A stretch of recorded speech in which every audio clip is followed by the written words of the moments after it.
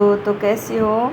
आज हम पढ़ेंगे कक्षा 11 में जो मनोविज्ञान की बुक लगती है उसका चैप्टर पढ़ेंगे अधिगम। अधिगम रीट में first grade, second grade, third grade सभी में आता है। ये अधिगम की परिभाषा आती है, अधिगम क्या है, ये सब पूछा जाता है।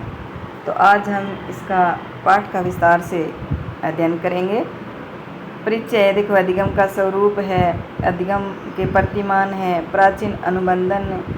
प्राचीन अनुबंधन के निर्धारक, क्रिया प्रस्तुत, नैमित्तिक अनुबंधन इसी का ही नाम है। क्रिया प्रस्तुत अनुबंधन के निर्धारक, प्राचीन तथा क्रिया प्रस्तुत अनुबंधन भिन्नताएं, प्रेरणार्थक अधिगम, संज्ञानात्मक अधिगम, वाचिक अधिगम, कौशल अधिगम, अधिगम को सुगम बनाने वाले कारक, अधिगम की आवश्यकताएं, प्रमुख पद, सारांश, समीक्षात्मक प्रश्न भी पर भी विचार करेंगे। ठीक है, तो यहाँ परिचय हम पढ़ते हैं कि एक नवजात शिशु में बहुत सीमित मात्रा में अनुक्रियाएं करने की क्षमता होती है। ठीक है, छोटा बच्चा होता है, उसमें तो सीमित मात्रा में ही जो अनुकरण करेगा, अनुक्रियाएं करेगा, वो की क्षमता होती है। उसकी सारी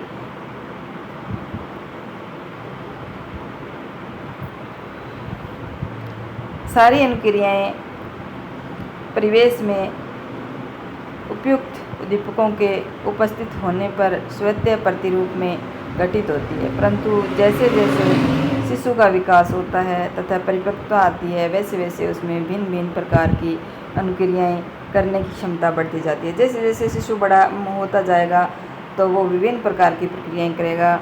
वह कुछ व्यक्तियों को जैसे अपनी माँ, पिता या दादा को पहचानना सीख लेता है। थोड़ा और विकास होने पर वह चम्मच से भोजन करना भी सीख लेता है। अक्षरों को पहचानना, उन्हें जोड़कर शब्द बनाना, उन्हें लिखना भी सीख लेता है। वह दूसरे व्यक्तियों को कई तरह के कार्य करते हुए देखता है, उनकी नकल करके अनेक क्रियाओं को करना सीखता है।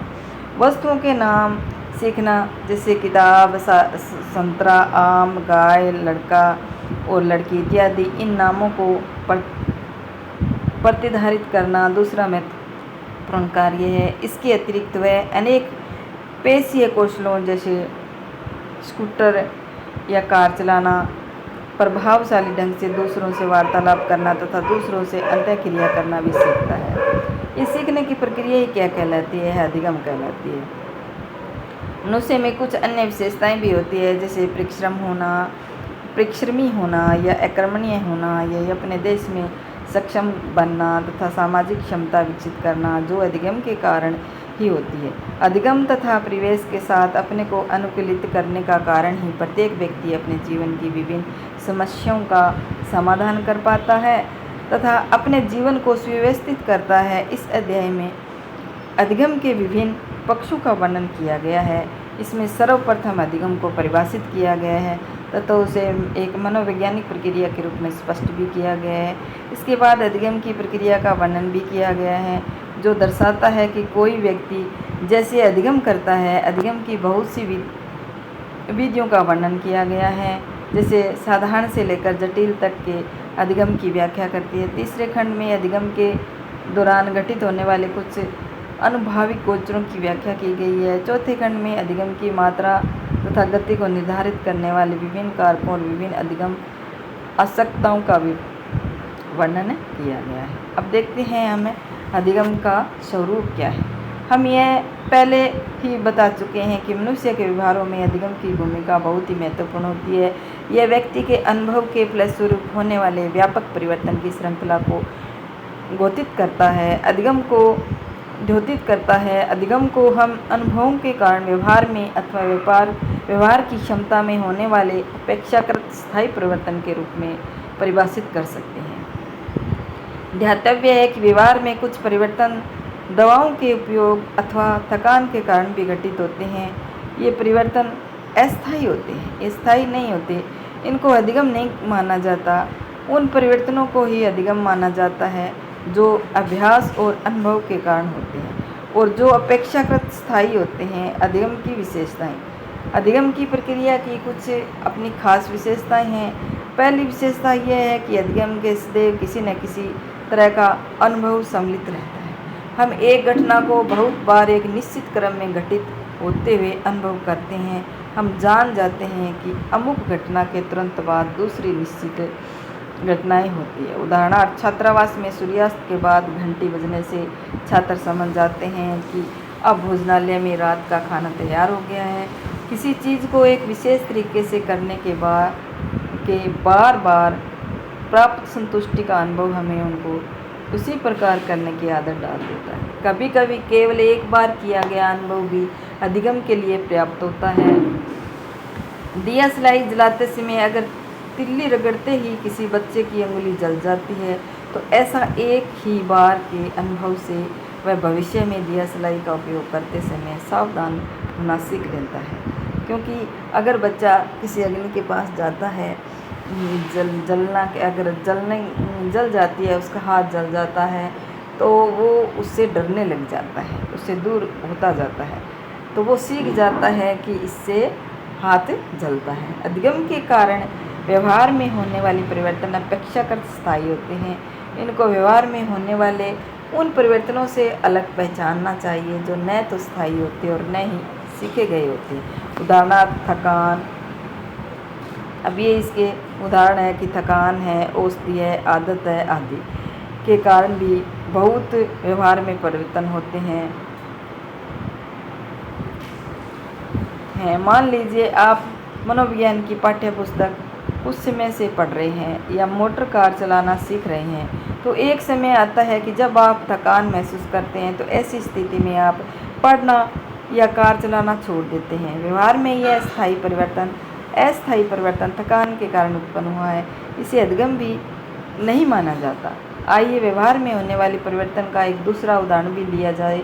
मान लीजिए आपके पड़ोस में विवाह हो रहा है और इससे देर रात तक काफ़ी शोर होता है। प्रारंभ में शोरगुल में से आपके कार्य में व्यवधान पड़ता है। आप परेशानी अनुभव करते हैं। जब शोरगुल होता रहता है तो आप कुछ अमुखीकरण के प्रतिवर्तन करते हैं। ये प्रतिवर्त धीरे धीरे कमज़ोर पड़ जाते हैं और अंत में इन्हें पहचानना संभव नहीं रह जाता। यह भी एक प्रकार का व्यवहार में परिवर्तन हो रहा है। यह परिवर्तन उद्दीपक के लगातार उद्भाषण के कारण होता है। इसे आदत बन जाना कहते हैं। यह परिवर्तन अधिगम के कारण नहीं है। आपने देखा होगा कि अनेक प्रकार के मादक द्रव्यों के सेवन के परिणाम स्वरूप व्यक्ति की दैहिक क्रियाएं प्रभावित हो जाती है, जिससे व्यवहार में परिवर्तन उत्पन्न हो जाता है। ये परिवर्तन अस्थायी होते हैं। मादक द्रव्यों का प्रभाव समाप्त होने पर परिवर्तन भी समाप्त हो जाते हैं। अधिगम में मनोवैज्ञानिक घटनाओं का एक क्रम निहित होता है। यदि हम एक विशिष्ट अधिगम प्रयोग का वर्णन करें तो यह स्पष्ट हो जाएगा कि मान लीजिए कि मनोवैज्ञानिक की रुचि इस बात के समझने में है कि शब्द की एक सूची कैसे सीख जाती है। वे निम्नलिखित अनुकरण का अनुपालन करेंगे। पूर्व परीक्षण करना कि कोई व्यक्ति अधिगम के पहले कितना जानता है। नंबर 2, निर्धारित समय में स्मरण करने के लिए शब्दों की एक सूची प्रस्तुत करना। नंबर 3, इस समय के दौरान नूतन ज्ञान प्राप्त करने के लिए व्यक्ति के द्वारा अपने की सूची का प्रक्रमण करना। नंबर 4, प्रक्रमण के पूर्ण होने के उपरांत नूतन ज्ञान अर्जित होना। तथा नंबर 5, कुछ समय व्यतीत हो जाने के उपरांत व्यक्ति के द्वारा प्रक्रमित सूचना का पुनः स्मरण करना। एक व्यक्ति पूर्व परीक्षण के समय जितने शब्द जानता था उसकी अपेक्षा अब जितने जानता है, दोनों में तुलना करके कोई भी यह अनुमान लगा सकता है कि अधिगम हुआ है। इस प्रकार अधिगम एक अनुमानित प्रक्रिया है, निष्पादन से भिन्न है। निष्पादन व्यक्ति का प्रेक्षित व्यवहार या अनुक्रिया या क्रिया है। आइए हम अनुमान पद को समझने की चेष्टा करें। मान लीजिए कि आपके अध्यापक आपको एक कविता को याद करने के लिए कहते हैं। आप उस कविता को कई बार पढ़ते हैं, तब आप कहते हैं कि आपने वह कविता सीख ली। आपसे कविता का पाठ करने के लिए कहा जाता है और आप कविता को सुना देते हैं, तो आपके द्वारा कविता का पाठ करना ही आपका निष्पादन है। आपके निष्पादन के आधार पर अध्यापक वह अनुमान लगाते हैं कि आपने कविता सीख ली। यानी आप में निष्पादन हो गया। अधिगम के प्रतिमान। अधिगम कई विधियों से होता है। इनमें से कुछ विधियों का उपयोग साधारण प्रकार की अनुक्रियाओं के अर्जन में होता है, जबकि कुछ का उपयोग जटिल अनुक्रियाओं को प्राप्त करने में किया जाता है। आप इस खंड में इन सभी विधियों के बारे में पढ़ेंगे। अधिगम की सरलता विधि को अनुबंधन कहा जाता है। अधिगम की सबसे सरलतम विधि है उसको अनुबंधन कहा जाता है।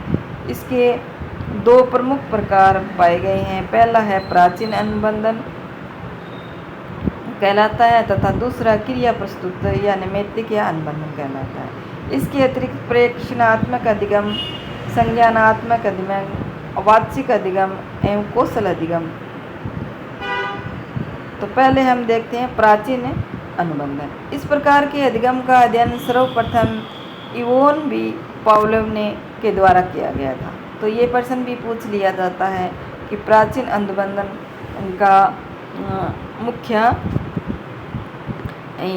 सर्वप्रथम किसने अध्ययन किया? तो किसने अध्ययन किया? इसका अध्ययन किया इवोन पी पावलोव ने। तो इवोन पी पावलोव ने द्वारा किया गया है। पावलोव का